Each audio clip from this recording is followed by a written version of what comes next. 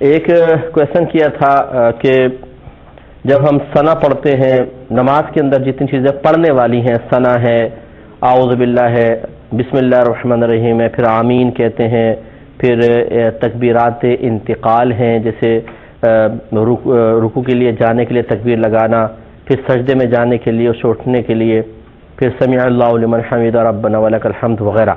تو ان میں سے کیا کیا مؤکدہ ہیں اور کیا غیر مؤکدہ ہیں؟ تو دیکھیں، مؤکدہ میں ثنا جو ہے اس کو سنت مؤکدہ لکھا ہے، بعض نے اس کو سنت غیر مؤکدہ بھی لکھا ہے، اس میں فقہا کا اختلاف ہے. باقی یہ کہ آمین کہنا سنت غیر مؤکدہ ہے، اس طرح بسم اللہ پڑھنا، اعوذ باللہ پڑھنا. پھر سجدے کی اور رکوع کی تسبیحات یہ مؤکدہ میں رکھی گئی ہیں. اسی طریقے سے درود ابراہیمی ہے، اس کے بعد دعا ہے. اسی طرح جب ہم سلام پھیرتے ہیں تو السلام کہنا تو واجب ہے، لیکن السلام علیکم ورحمۃ اللہ جو آگے ہم کہتے ہیں علیکم ورحمۃ اللہ، یہ سنت مؤکدہ لکھا گیا ہے. تو اس طرح مختلف علماء کی آراء ہیں، لیکن جو میں نے آپ کو بتایا اس پر اکثر لوگ ہیں. ایک ہی کہتے ہیں کہ اگر کوئی شخص سلام پھیرنے والا ہے، نماز تمام کرنے والا ہے، اور اس کو گمان ہوتا ہے کہ کوئی مجھ سے رکن چھوٹ گیا ہے،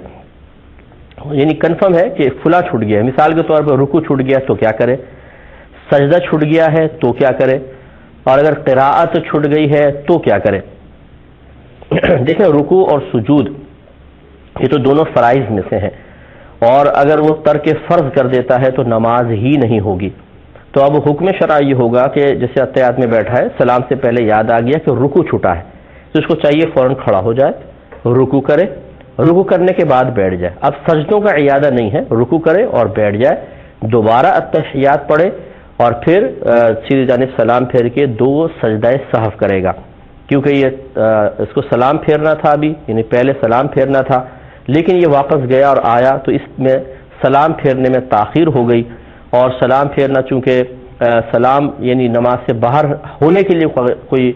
فعل کرنا فرض ہوتا ہے، اور فرض کی ادائیگی میں جب تاخیر ہو جاتی ہے تو سجدہ سہو لازم ہوتا ہے، لہذا یہ آخر میں سجدہ سہو کرے گا.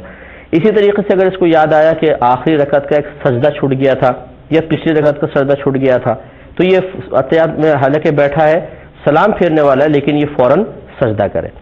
سجدہ کرے گا تو جو پیچھے اتحیات جس نے پہلے پڑھی تھی وہ ختم ہو جائے گی، گویا کہ سجدہ کر کے ایک بیٹھ جائے، دوبارہ اتحیات پڑھے، کسی دن سلام پھیرے، 2 سجدہ سہو کرے اور نماز کمپلیٹ کرے. اگر اس کو گمان ہے کہ میری قراءت چھوٹ گئی ہے تو پھر یہ دیکھیں گے کہ قراءت کی کتنی مقدار چھوٹی ہے. اگر تو اس کو ایسا ہوا کہ پہلی یا دوسری رکعت پڑھ رہا تھا، مثال کے طور پر فرض کی پہلی یا دوسری رکعت تھی، یا وطر کی کوئی بھی رکعت ہو، یا سنتوں کی کوئی بھی رکعت ہو، نفل کی کوئی بھی رکعت ہو، یا آسان الفاظ میں سمجھ لیں کہ فرض کی آخری جو 2 رکعتیں ہوتی ہیں، اگر 4 رکعتیں پڑھ رہا ہے تو فرض کی آخری 2 رکعتیں ان کا حکم علیحدہ ہے، باقی فرض کی پہلی 2 رکعتیں ہوں، اور اس طرح وطر ہیں، سنن ہیں، نوافل ہیں، ان سب کا حکم یہ ہے کہ اگر اس کو یہ گمان ہے کہ میں نے قراءت کی ہی نہیں تھی، بس میں کھڑا تو ہوا تھا، پھر کچھ ذہن میں نہیں رہا اور میں نے رکوع کر دیا، تو کم از کم ایک آیت کی تلاوت کرنا یا قراءت کرنا چونکہ فرض تھا، تو اب بھی اس کے لیے حکم یہ ہوگا کھڑا ہو جائے اور قراءت کرے، یعنی الحمد شریف پڑھے، سورت پڑھے، اور پھر یہ چاہے رکوع سجود نہ کرے وہ ہو گئے ہے، اور بیٹھ جائے اور پھر وہی اتحیات دوبارہ پڑھ کے سجدہ سہو کرے گا. اور اگر اس کو گمان یہ ہے کہ میں نے سورت چھوڑ دی تھی، یا مطلب الحمد چھوڑ دی تھی، یعنی الحمد چھوڑی تھی، سورت پڑھی تھی، یا الحمد میں نے پڑھی تھی، سورت چھوٹ گئی تھی، تو یہ ہے ترک واجب. ترک واجب کے لیے اس کو واپس لوٹنے کی اس حالت میں